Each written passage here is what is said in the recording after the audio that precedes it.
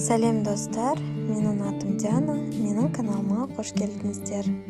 Бүгін сіздермен өте дәмді болып шығатын пиццаны жасайтын боламыз.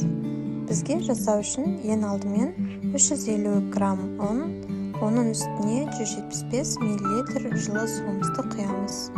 Оның үстіне 1 чай қасық дрожж, 1 ас қасық қант,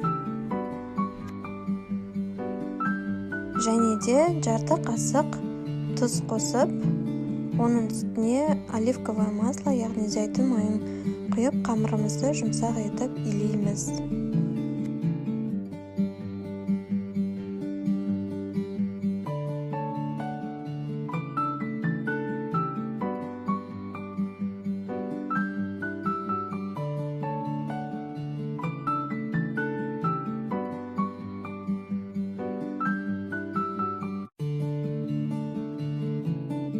Дайын болған қамырымызды салфанға салып, жарты сағатқа жылы жерге қойып қоямыз. Қамырымыз сол аралықта көтерілуі қажет. Уақыт өткеннен кейін көтерілген қамырымызды үстіне оливковое масло жағып, қолымызбен илеп шығамыз. Одан кейін оны 2 бөлікке бөлеміз. Әр бөлікті дөңгелек формаға келтіріп қоямыз.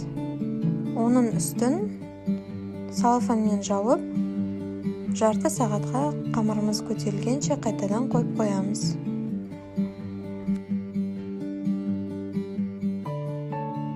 Көтерілген уақытта қамырымыз бір-біріне жабысып қалмас үшін, оның ортасына қасықты қойып қоямыз.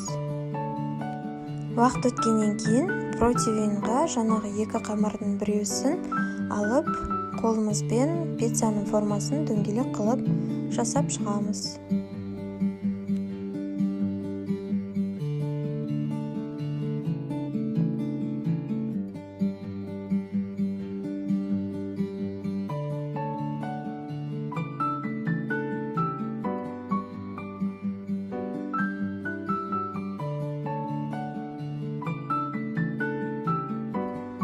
Дөңгелек формамызды шығарғаннан кейін, оның бетіне соусты жағамыз.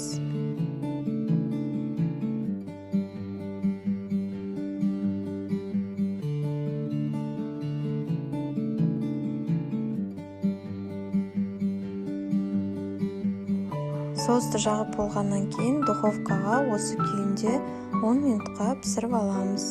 Енді бетіне қоятын начинкасын дайындаймыз. Мен колбасаның 2 түрін алып, майдалап, турап шықтым.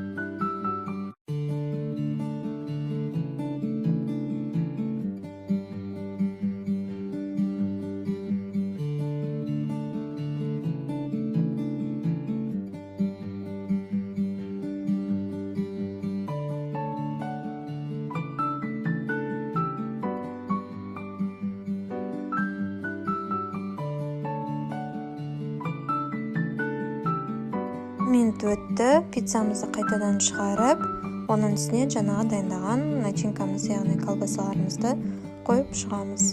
Қойып болғаннан кейін пиццамызды қайтадан 10 минутқа духовкаға салып аламыз. 10 минут өткеннен кейін қайтадан пиццамызды шығарып, енді оның үстіне теркадан өткізілген сырды бетіне сеуіп шығып, оны қайтадан сырымыз ерігенше духовкада пісіреміз. Осы рецепт бойынша пицца дайындап көріңіздер, сіздерге ұнайды деген ойдамын. Ас болсын!